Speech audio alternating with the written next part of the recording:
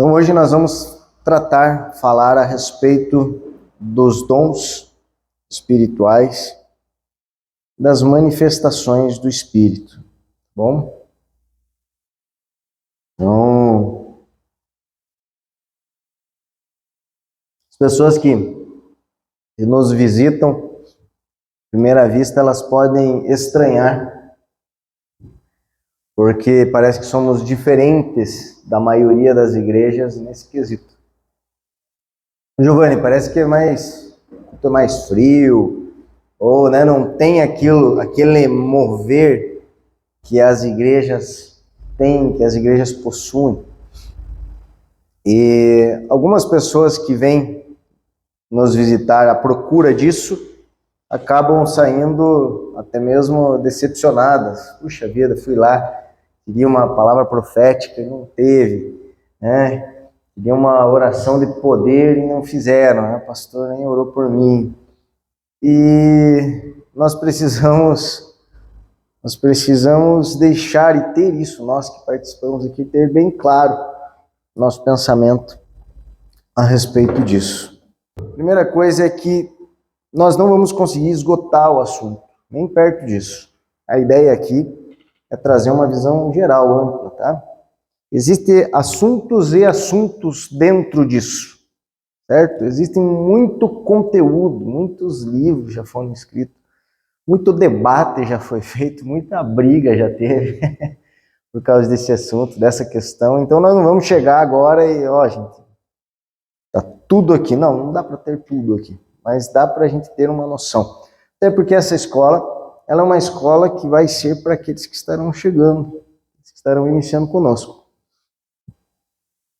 Então eles terão uma posição e um pensamento nosso em relação ao que o texto nos ensina. Primeira dificuldade que nós encontramos ou que se tem no meio das igrejas é o que nós chamamos de cessacionistas e continuistas.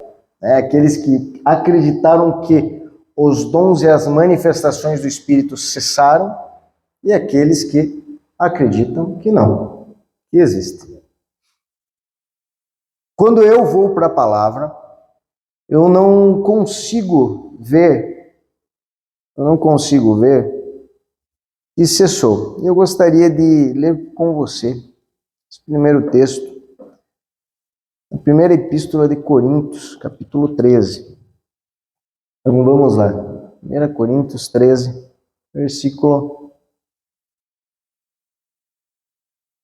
8.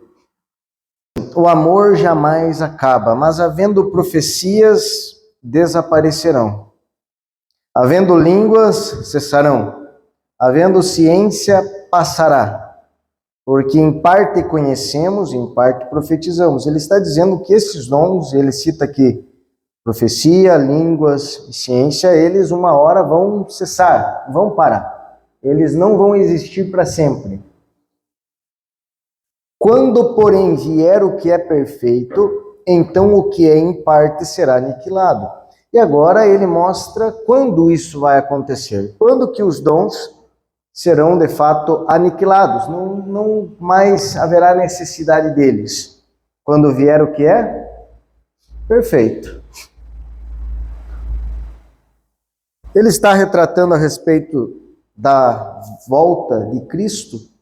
Eu não vejo outra possibilidade senão da volta de Cristo. O texto continua e fala, quando eu era menino, falava como menino, sentia como menino, pensava como menino. Mas quando eu cheguei a ser homem, desisti das coisas próprias de menino. Porque agora vemos como em espelho, obscuramente. Então veremos face a face. Agora em parte, então conhecerei como também sou conhecido. Então aqui remete ao retorno de Cristo. Então quando Jesus voltar, os dons espirituais não mais terão necessidade. Eles são para um tempo restrito. É verdade que algumas pessoas eles pegam esse texto desde o início e eles trabalham a ideia do cessar dos dons aqui. Por exemplo, ainda que eu fale a língua dos homens e dos anjos, se não tiver amor, serei como bronze que soa e como símbolo que retine. Ainda que. Esse ainda que remete que eu não tenho, ainda que eu tivesse. Alguns eles falam assim, viu? Então ele não está dizendo que nós temos isso. Ele está dizendo que se nós tivéssemos isso. Ele está dizendo então que nós não temos. Mas esse texto, ele está trabalhando aqui uma hipérbole, que nós chamamos. Ele está dando uma ênfase, trabalhando um exagero nas frases. Até porque o autor, quando ele escreveu, todos concordam, tanto aqueles que acreditam que continuou os dons, quanto aqueles que acreditam que não continuaram os dons, tanto um quanto o outro grupo concorda que nesse tempo havia dons. Entendeu? Então, se eu falar assim, não, ele está dizendo que não há dons, mas naquele tempo havia dons. O próprio autor concorda. Ele fala para frente. Então, ele está trabalhando aqui um exagero, mostrando ali, línguas dos homens e dos anjos, profetizar e conheça todos os mistérios da ciência, tenha fé de transportar montes, distribua todos os meus bens. Ele está mostrando que ainda que eu tenha o melhor dos dons, se eu não tiver amor, nada serei. O amor, ele é o mais importante nisso. A grande questão nossa aqui é: esses dons, eles são abundantes ou eles são escassos? Qual que é a questão aqui?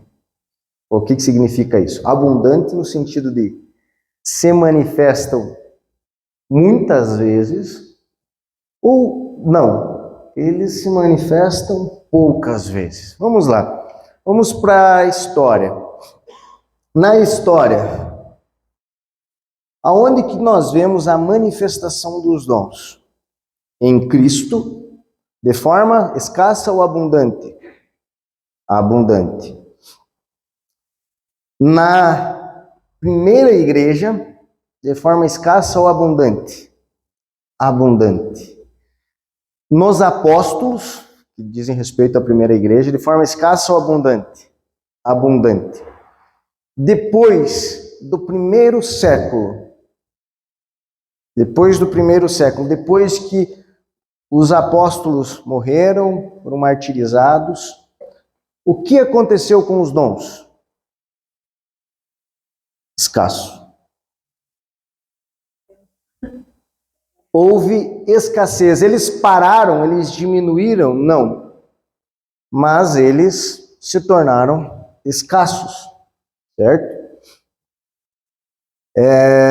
Mas nós temos na história ainda os dons, a palavra de conhecimento e palavra de sabedoria, por exemplo, que eu acredito que é justamente a compreensão correta das Escrituras, eu acredito que existiu, mas de forma escassa para algumas pessoas. Agora chegamos aonde? Na pós-modernidade.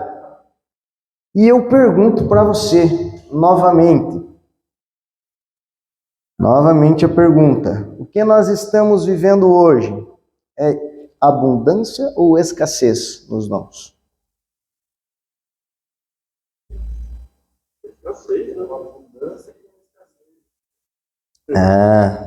Olha só. Aqui está o perigo.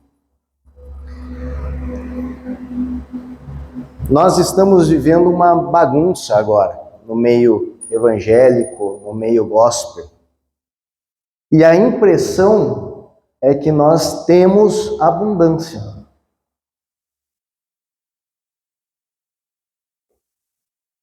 A impressão é que dá. Mas nós não temos abundância. Nós temos escassez. Deixa eu perguntar para você. Quando foi que você viu um aleijado levantar?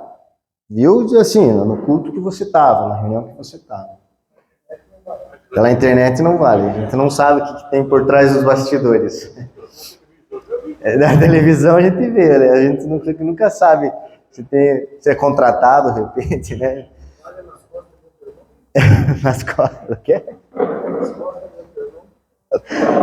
O outro irmão viu?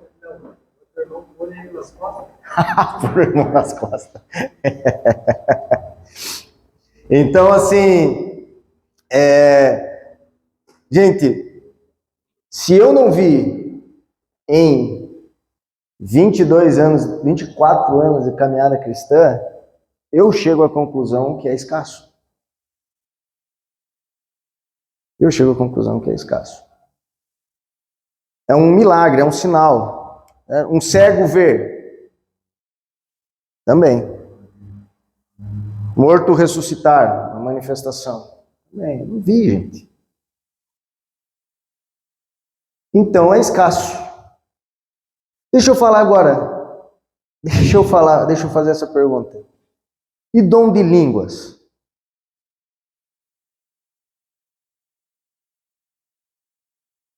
Por que o dom de cura, o dom de sinais, a gente quase não vê, e o dom de línguas, você entra em qualquer igreja, tem 50 pessoas, tem 60 falando em línguas. Por quê? Eu vou explicar para você o porquê. Existia na matemática, na época que eu estudava, uma regrinha chamada prova real. Já estudaram isso? Vamos tirar a prova real? Vamos tirar a prova real? E a prova real era justamente essa ideia. Vamos ver se é de fato o que é. A gente tirava a prova real, lembra? E aí tá aí. Por quê? Porque na cura a gente consegue tirar a prova real. A pessoa tá lá, mostra o antes, mostra depois, tá, né? Não tinha, era aleijado, né? Vê se é. Numa manifestação poderosa, num milagre a gente vê. Agora, a oração em línguas, ninguém prova nada. Cada um do seu jeito. Você está entendendo? Veja só que estranho. Aonde não tem prova real, tem abundância. Aonde tem escassez. Profecia, a mesma coisa. A mesma coisa. E qual é o problema da profecia hoje, atual? Vários problemas. Um deles que é genérico. Ó, gente, eu tô sentindo aqui que Deus está me falando. Depois não dá para cortar esse vídeo aqui, né? Deus está me falando que tem uma pessoa aqui que está com um problema familiar, certo? E Deus está dizendo isso para você agora. Você está entendendo? Aquele negócio genérico, aquele negócio que manda para todo mundo. É um exemplo. Mas tem outros também. Se eu conheço um pouco da tua vida, eu já também consigo lançar uma mensagem aqui poderosa, uma profecia poderosa para você. Eu lembro que uma vez fizeram uma pegadinha. Estava escrito lá, tenda da revelação. A pessoa olhava para aquela tenda, entrava, quanto que é? 10 reais. Só pagava 10 reais. E daí tinha um médium lá, um cara de branco, e ele chegava e ele falava da vida da pessoa. Ele chegava e falava assim, olha, você separou recém-divorciado do seu marido. Verdade. O nome dele é Carlos. A pessoa já... Uau. Você tem 2 filhos com ele? Ah, você trabalha numa farmácia. que acontecia? Aquela pessoa já começava a tremer. Aquela pessoa já começava, uau, sabe tudo de mim. Chegado um determinado momento daquela conversa, ele falou, espere, não saia. Isso daqui quer explicar para vocês, isso daqui não é nada real. Eles abriam uma tenda aqui. Quando eles abriam uma tenda, tinham 4 pessoas na internet, ligadas nas redes sociais daquela pessoa que estava ali. E eles estavam dizendo, viu como é fácil enganar uma pessoa? A gente podia tirar dela agora o que ela tivesse na conta do banco, dizendo que era Deus que estava falando. Então, além disso, tem pilantragem. Tem muita, gente. A gente vê pela internet, mas tem muita. Tem pilantragem de gente sendo curada que que não tinha problema. Tem pilantragem de profecia que não era, foi arranjado antes. Por quê? Porque a gente vive a igreja institucional. Eu não sei se você já ouviu essa mensagem, eu tenho pregado já há muito tempo. A igreja institucional é a igreja instituição, é a igreja que quer fazer clientes, é a igreja que quer ganhar clientes. Então ela fica competindo, aqui tem mais milagre, aqui tem mais unção, aqui tem mais isso, que vem para a minha igreja. Tá entendendo? Então elas estão forjando coisas. E daí tem isso. Uma vez, num culto onde estava, pastor novo chegou, ministro de louvor, tocava junto, chegou no culto e subiu no palco, começaram a tocar. Tava aquele louvor intenso, a ideia nossa sempre era a ideia da unção, né? Então vamos fazer o louvor aumentar, até todo mundo chorar. E eu lembro que esse pregador começou a olhar e começou a falar o nome das pessoas e o nome do pai delas. Giovanni, filho de José. Carla, filha de Carlos. Pedro, filha de Celso. Começou a falar, gente. Nossa, eu lembro que o povo começou a se ajoelhar, a chorar. Sabe, foi um negócio assim, todo mundo pro chão, caído, e choro, aquele negócio acontecendo. Uau, terminou, nunca tinha visto aquilo. Imagine, uma profecia falando o nome do pai. Depois, na reunião, nós fomos saber que ele havia perguntado antes para o líder. Havia pedido, me passe aqui o nome dos teus liderados, o nome do pai deles, assim, para a gente fazer, para eu, na hora da palavra lá, vou fazer uma dinâmica. Você está entendendo? E todo mundo saiu. Daí o líder estava até com medo de falar e depois acabar com a fé do povo. Então teve isso. Aconteceu isso. E assim, hoje nós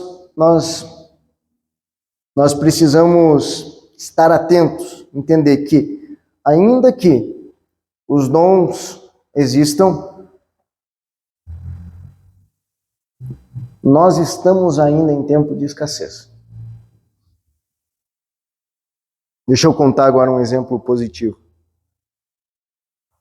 para vocês. Eu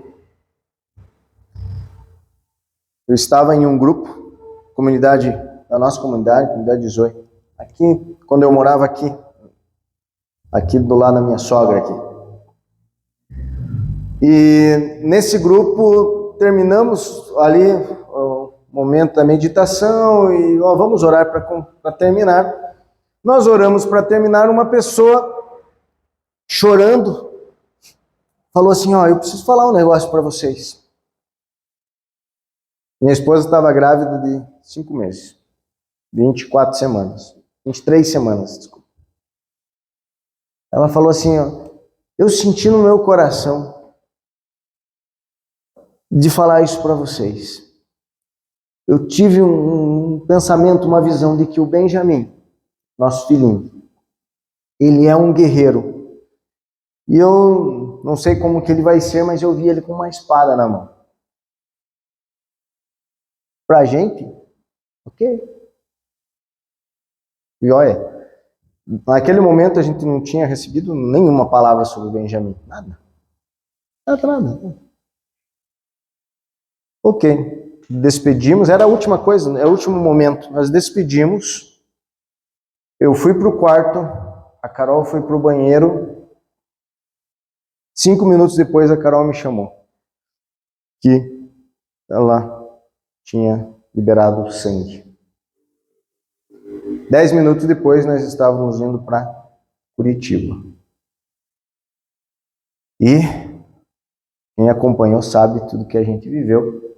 Ficamos uma semana segurando o Benjamim ali.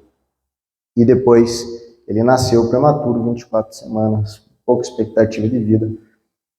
Ficamos mais 38 dias com ele, até que o Senhor resolveu levá-lo.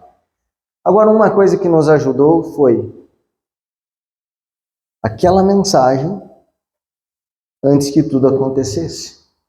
Nos fortaleceu mostrando que Deus estava no controle, Deus sabia do que ia acontecer. Me fortaleceu e principalmente a Carol. Agora sim, Giovanni,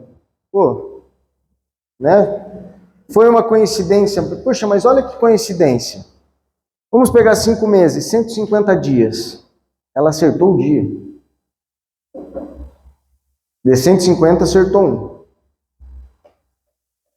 Não, mas vamos deixar um pouquinho mais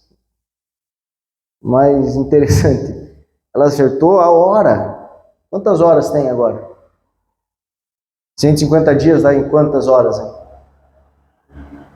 Bastante, né? Ela acertou a hora. E nos ajudou. Foi bênção para nós. Nesse ano mesmo, além dessa profecia, dessa palavra profética, não sei como que eu chamo isso, eu recebi várias palavras. Então, naquele ano, eu recebi mais de 40 palavras proféticas. Mas quando eu coloco no papel, eu não vi ainda que algumas tivessem, sabe, puxa, mas tem a ver isso daqui. Porque às vezes o negócio ele é meio assim, alegórico. Ora, sabe, eu tive uma visão, cara, que tem tem uma cobra perto de você, sabe? Não é a Karine. Então você começa a deduzir, você encaixa aquilo na tua vida. Não é?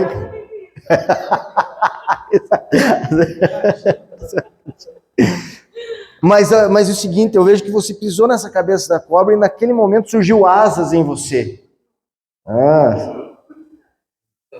Viu, né? E você voou muito alto. Cara, daí aquilo ali, é isso mesmo, você fica esperando. E assim, gente, nós somos tão apegados a esse tipo de coisa que o povo fica inventando, sabe? Fica tentando fazer o negócio acontecer. Fica tentando. Cheguei na casa de um irmãozinho que me convidou para ir lá na casa dele, jantando, ele falou assim, Giovanni, eu estava lá na empresa e daí o meu chefe me pediu para eu dar uma palavra, uma meditação de 5 minutos antes lá para os funcionários. Mais de 100 funcionários da empresa. Que joia! Daí eu lembrei de uma profecia. Um dia alguém chegou para mim e falou que eu ia falar para multidões. Cara! Sabe que a gente pega e resgata e tenta fazer o negócio acontecer. Você lembra da historinha do Pica-Pau? Que ele pegava, não sei se um dos desenhos do Pica-Pau, que tinha aquele do triângulo, do quadradinho, do círculo, que se colocava o círculo no círculo, o triângulo no triângulo, o quadrado no quadrado, né? Tem isso para as crianças ainda, esses brinquedinhos de encaixe. Daí o Pica-Pau era o único que conseguia encaixar todos onde ele quisesse, né? Porque ele era o desenho. Então ele encaixava, e às vezes a gente faz isso, né? A gente encaixa, tenta encaixar as coisas para darem certo. E assim, uma pessoa que eu gosto muito, gosto mesmo, amigo, pastor de púlpito, profetizou na minha vida que em 2022 eu estaria iniciando o meu ministério na Irlanda.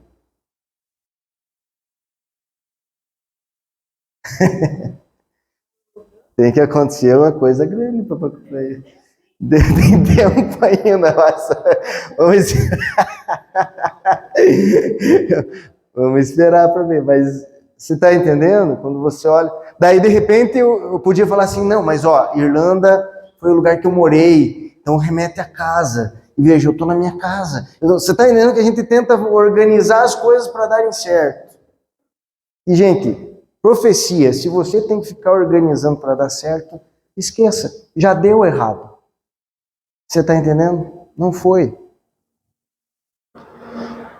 E é disso que nós queremos falar hoje. Em resumo, é isso que nós cremos. Nós cremos que existe, nós cremos que, infelizmente, né, é escasso, mas acima de tudo nós cremos que existe uma bagunça enorme em tudo isso. Uma bagunça enorme.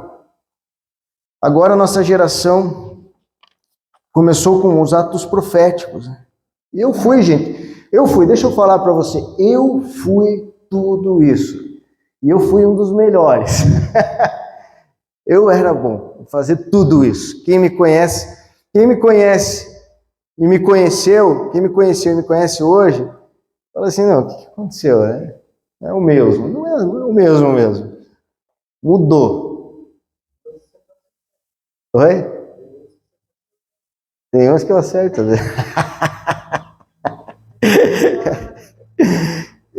Então, algumas pessoas falaram assim, lá o Giovanni já esqueceu o Espírito Santo. Eu lembro que falaram isso do Brunello um dia para mim. Falou, Brunello não crê mais no Espírito Santo. Mas sério? E depois, o povo exagera, né?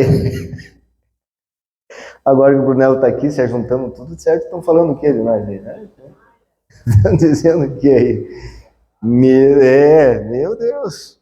A gente não crê no Espírito Santo, né? Então, imagina só, né? Então a gente precisa ter esse cuidado, tá, gente? Manifestações espirituais, elas existem? Existem. De que forma? De forma escassa. Também, tá?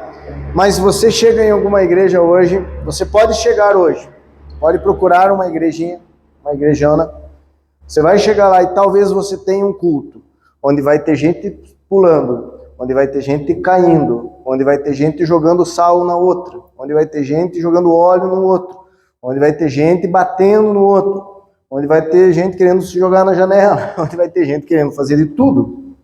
Por quê? Porque é próprio do ser humano querer fazer isso, certo? É próprio do ser humano buscar isso. Deixa eu contar para vocês, um dia eu cheguei numa aula lá na faculdade e o professor falou assim, olha gente, eu vou passar aqui para vocês um culto. Ele ligou, sabe o que eu vi lá? Gente, eu vi o pessoal assim, tremendo, chorando, uns pulando. Eu falei, uau! Naquela época, glória a Deus. Porra! O que será que esse professor vai falar na aula? Justo aqui, né? Uma faculdade tradicional. Ai, aquela unção, né? Aquele poder no culto. E ele começou, gente, então hoje vamos falar sobre o culto hindu. O hindu. É um culto hindu. Ah, é? Uhum, era uma religião hinduísta lá, né? Era um grupo dentro da religião hinduísta que tinha essa prática. É normal nós apelarmos, normal nós tendermos a esse tipo de manifestação. As religiões tendem isso. Então a Igreja Católica também aderiu aos dons, profecia, ao línguas. Se você quer uma manifestação espiritual, se você vai no centro espírita, manifestação. Se você vai na Umbanda, Candomblé, ali também, manifestações. Você está entendendo que a religião, ela sempre busca as manifestações. Certo? É isso que para ela a fortalece como religião. Nós mesmos, a nossa fé, ela não está nos sinais. A nossa fé está em Cristo, pelo único sinal que Ele nos deu.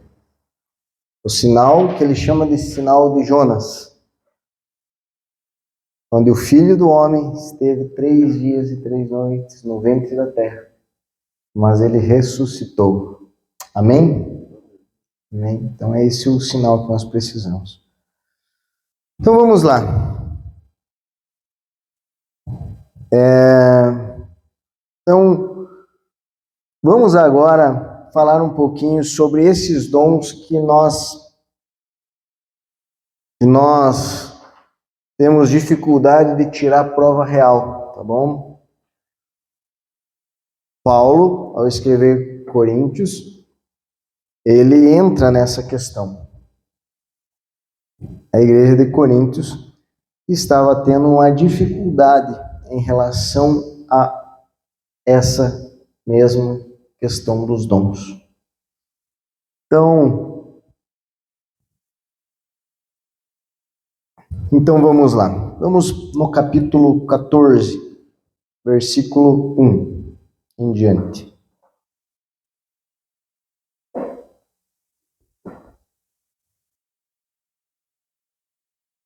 Então até aqui nós vimos que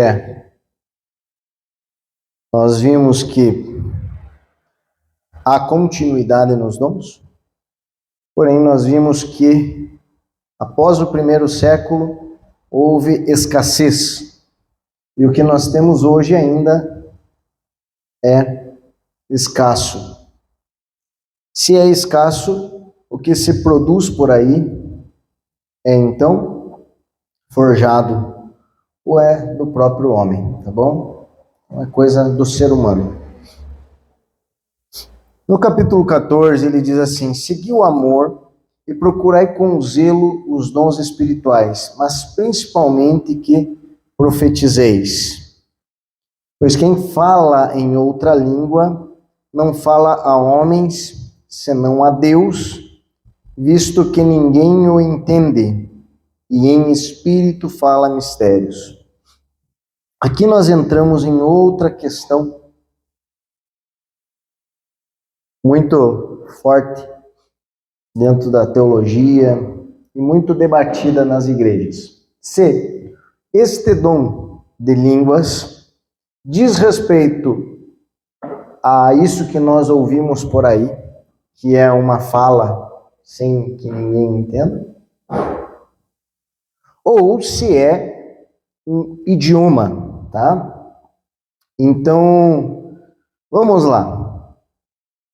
Quando nós vamos para Atos capítulo 2, nós temos ali uma convicção e uma clareza, porque o texto nos ensina, que aquela manifestação que houve, onde o Espírito Santo desceu e eles passaram a falar em outras línguas, está dizendo ali idiomas. Tanto que eles se entendiam quando eles falavam, certo? Eles entendiam, eles estavam em 14 diferentes povos ali, nações, línguas diferentes, mas eles conseguiam se entender. Eles conseguiam se entender. Então, quando nós vamos para Atos, o dom de línguas em Atos, podemos até dizer que em quase todo o livro, ou em todo o livro, são idiomas. Então, como eles não tinham o Google Tradutor naquela época, e o evangelho precisava ir para povos diferentes, Deus deu a eles o dom. E eles, então, falavam o evangelho na língua, no idioma a qual eles desconheciam. Isso é incrível. Mas o evangelho estava só nos judeus. De repente foi para os gentios. Ok? Antes disso foi para os prosélitos judeus, ou seja, os gentios convertidos para o judaísmo. E para isso era necessário comunicação. Então, os dons ali que nós vemos em Atos diz respeito à comunicação, dom de línguas. Há uma diferença do que nós vemos em Atos, da forma como Paulo escreve aqui nessa manifestação. Tá? Essa manifestação ela é diferente. As pessoas brigam, mas normalmente elas não vão para o texto. E eu gostaria de ir para você com o texto. Desculpe, de ir com você para o texto. No versículo 2 diz assim, nós lemos, vamos ler novamente. Pois quem fala em outra língua não fala a homens, senão a Deus, visto que ninguém o entende, e em espírito fala mistérios. Perceba que o dom do idioma, o dom de língua, idioma, ele existia para que fosse entendido, não é verdade? Eu falava e uma pessoa que não falava a minha língua compreendia o evangelho. Esse dom que foi manifestado em Atos, ele existia para a proclamação do evangelho. Não havia necessidade desse dom, senão fosse apenas para proclamação para outro. Perceba que esse texto começa dizendo que esse aqui, a qual Paulo está tratando, ele diz o seguinte, ninguém o entende. Ninguém o entende. E se a gente pode até argumentar e dizer assim, não, mas Giovanni, mas ninguém o entende lá naquele contexto, naquela igreja ninguém entendia. Mas é a mesma coisa. Se fosse um idioma, ou se fosse uma língua, sei lá, né, essa língua que nós chamamos, a glossolalia, é a mesma coisa. Se ninguém entende. Se você falasse agora em línguas, em dialeto turco, como é que você ia saber? Não é verdade? Se fosse um idioma. Então, o ambiente, ele mostra que não havia entendimento, seja no ambiente ou seja ninguém. E ele continua dizendo assim, olha, o que fala em outra língua a si mesmo se edifica, mas o que profetiza edifica a igreja. Diferente do idioma, porque o idioma quando falava, o que acontecia? Ele edificava a pessoa que estava ouvindo e recebendo no seu próprio idioma. Esse não. Ele dizia, somente Deus entende. Você fala mistérios, ninguém entende. Então a única edificação possível é a própria. Mas o que profetiza edifica a igreja.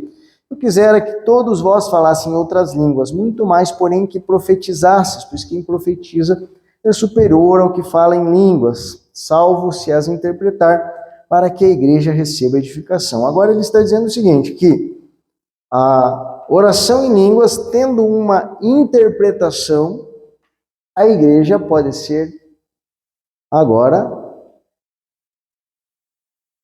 edificada, se for dado sentido ao que se está falando. Seja isso, vamos pensar, seja isso um idioma, ou seja isso uma língua, um idioma terreno, ou seja isso um idioma não terreno, só há sentido se houver interpretação. A língua mesmo, ela não tem sentido para quem está ouvindo. Não há razão de ser. Então Paulo agora ele chegou em uma igreja que tem as características da igreja atual hoje, não é verdade? Onde você chega e o pregador, ele ora em línguas, como eu fiz muitas vezes, no microfone. O que isso quer dizer? Nada, ninguém entende. Se não entende, não edificava ninguém, nada. Você chega num lugar onde está todo mundo orando em línguas, em voz alta. O que isso quer dizer? Também, nada. Então não há sentido, não há comunicação, porque o evangelho acontece mediante a comunicação. Versículo 9. Assim vós, se com a língua não disserdes palavra compreensível, como se entenderá o que dizeis? Como vocês vão entender o que se diz? Porque para que haja entendimento, para que haja crescimento, é necessário que haja compreensão. Porque estareis como se falasseis ao ar. Não é isso que a gente vê? É essa a ideia. Se você fala algo que ninguém entende, e nem mesmo você está como se falando ao ar. Olha o versículo 19, diz assim: contudo, prefiro falar na igreja 5 palavras com o meu entendimento para instruir outros, a falar 10.000 palavras em outra língua. Então, na igreja, eu prefiro falar com o meu entendimento para que outros sejam instruídos, abençoados. O que as pessoas fazem normalmente? Na igreja, elas vêm falar o quê? Em outra língua. Vamos fazer um culto aqui, uma reunião de oração para a gente falar em línguas, por exemplo. Não. Na igreja, eu quero falar algo que te abençoe, algo que você compreenda, entenda e te abençoe. Certo? E agora, diante dessa situação a qual eles estavam vivendo, diante dessa questão, Paulo traz aqui uma orientação para eles no que fazer. Olha o versículo 26. Que fazer, pois, irmãos, quando vos reunis? Um tem salmo, outro doutrina, esse traz revelação, aquele outro língua e outro interpretação. Seja tudo feito para edificação. Ou seja, olhem para a edificação. Lembre que falar em línguas alto para o povo não edifica. Então, não convém. No caso de alguém falar em outra língua, que não sejam mais do que 2, ou quando muito 3, e isto sucessivamente, e haja quem interprete. Tá? Então, se estão falando em línguas, só fala-se a interpretação, e de forma organizada.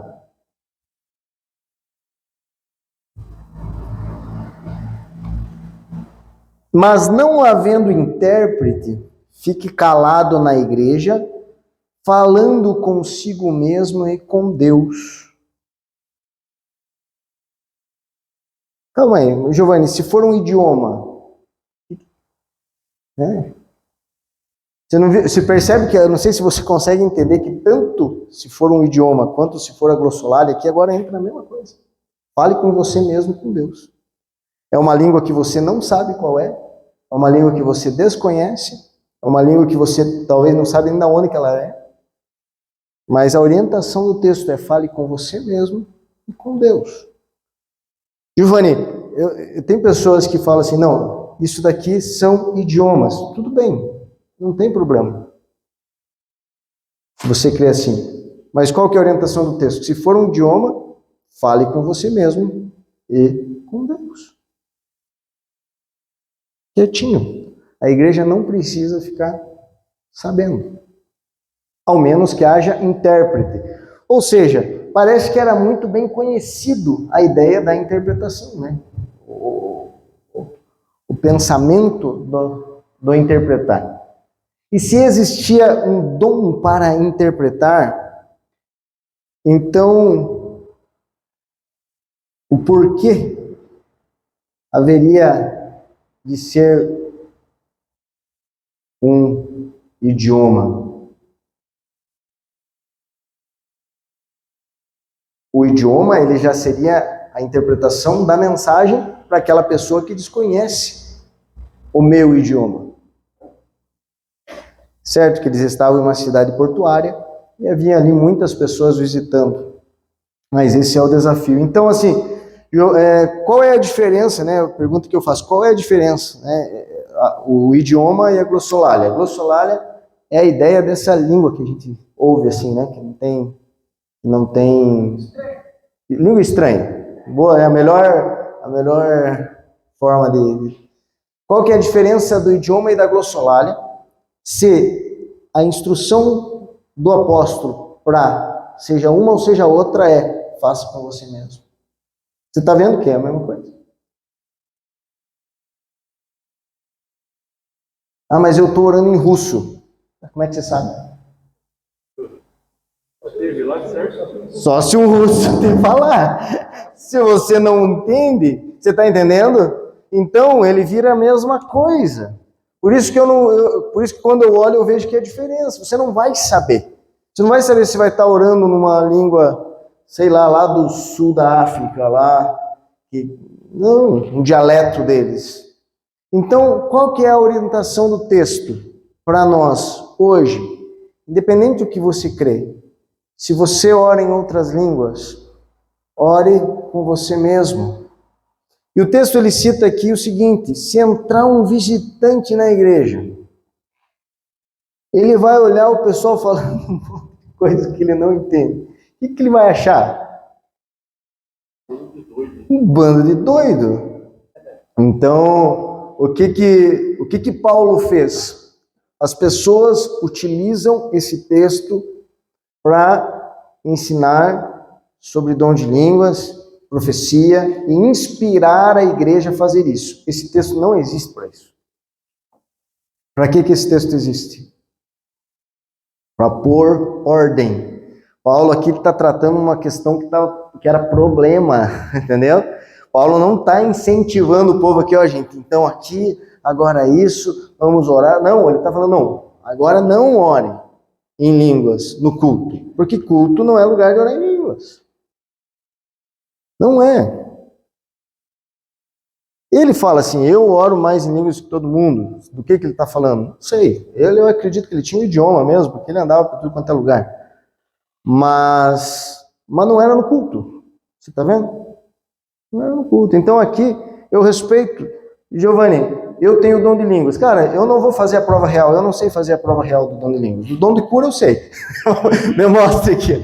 Me mostre o antes e o depois. Me mostre lá o que o médico falou e como é que está agora. Agora, a prova real do dom de línguas eu não sei. Às vezes eu acho que está tudo meio parecido, mas quem sou eu para ficar julgando? Tão simples. Ora com você mesmo, no teu lugar. Pronto. Se for mesmo, eu acho que daí permanece. Mas não vai incomodar ninguém, não vai atrapalhar ninguém, não vai causar... Entendeu? Fica você e Deus. Essa foi a instrução que ele deu. Até porque o texto continua, ele fala lá no versículo 39. Portanto, meus irmãos, procurai com zelo o dom de profetizar, e não proibais o falar em outras línguas. Tudo, porém, seja feito com decência e ordem. Era esse o objetivo. O objetivo desse texto era decência e ordem. Mas não proíba ninguém de falar em línguas. Então, quando eu vou para o texto, eu falo, pô, quer falar? Fala, mas com você mesmo. Giovanni, questão de profecia. Como é que funciona? aqui na igreja. Se você tem uma profecia, venha falar comigo. Ó, Giovanni, tem uma palavra aqui que eu senti. Então, beleza, deixa aqui e fica na paz. Se eu entender que eu tenho que fazer alguma coisa com a palavra, a gente faz, senão não. Certo? Agora, se alguém se levantar aqui, eis que o Senhor vai... O Senhor também, por gentileza, agora na hora da palavra, vamos prestar atenção. Por quê? A maior autoridade aqui no nosso meio, gente, não é uma palavra profética. A maior autoridade é a palavra de Deus. É o que nós estamos fazendo aqui. Esse é o momento que tem que ser respeitado. Então, tem igrejas que se levanta profeta, né? Profeta e se mete no meio. As reuniões que nós mais gostávamos antigamente era aquela reunião que o pregador nem pregava. Nossa, não consegui pregar. A gente saía assim, uau, que top de reunião. Todo mundo embriagado e o pregador não conseguiu pregar. Em Atos 2, quando aquelas pessoas recebem o dom de línguas, começam a falar em outros idiomas. Quem estava de fora falou o quê? Estavam embriagados. Em 1 Coríntios, ele refaz uma outra cena. Quem chegar no culto e ver todo mundo fazendo em línguas, o que ele vai julgar? Que vocês estão todos loucos. Então a experiência de se achar louco de Atos 2 foi para eles, não é para nós. Você está entendendo? A direção para nós o povo lá não tem que achar a gente louco. Não tem que chegar aqui e ver todo mundo rodando e fazendo, que loucura. Não, isso não é. A instrução para a igreja eles não precisam achar vocês loucos. Eles têm que achar vocês centrados, organizados. Giovanni, mas lá em Atos aconteceu. Lá foi uma experiência de descida do Espírito Santo, de manifestação, da primeira manifestação do Espírito. Beleza, aconteceu de quem estava de fora achar que eles estavam embriagados. Agora, toda manifestação, o povo tem que achar que a gente está embriagado? Não. Do texto volta e mostra que não é assim que deve ser. Ao contrário. Quem chegar aqui não deve achar que a gente é louco. Mas a gente está num ambiente tão maluco na atualidade que quem chegar aqui e ver que a gente é certinho, vai achar que a gente é louco. Que igreja louca é essa? Eles não ficam girando, caindo, pulando. Né? Essa igreja é muito louca. Essa igreja. Mas a verdade é essa. Então, gente, nós temos que fugir desses conceitos que nós trouxemos de fora. E voltar ao Evangelho, voltar à palavra. Giovanni, mas eu gosto tanto de bater palma. Vamos bater palma. Eu acho que nós temos que bater mais palmas no culto também, sabe? Não tem problema. Poxa, eu quero dar um aleluia, um glória a Deus. Faça isso, não tem problema. Certo? Bênção. Ficar feliz. Sei lá, né? Chorar, me emocionei no culto e agora? Não tem problema nenhum. Você está entendendo que não é esse o nosso problema. Nosso problema não é a tua emoção, até porque você é uma pessoa que tem emoções, né? Nós somos pessoas assim. Então isso não é o problema. O problema é quando nós erramos e deixamos a nossa humanidade, a nossa religiosidade sobressair. Esquecemos da ordem, do cuidado, do respeito, do amor uns para com os outros. Quantas pessoas já saíram sem entender? Entraram na igreja e saíram ali, ao invés de glorificando a Deus, falando, esse povo é um bando de louco. Não receberam o evangelho, criticam por causa disso. Quantas pessoas estão sendo enganadas hoje na televisão por falsas curas, falsas manifestações, tantas coisas assim. Então esse é o cuidado que nós devemos ter. Vocês entenderam? Alguém tem uma pergunta?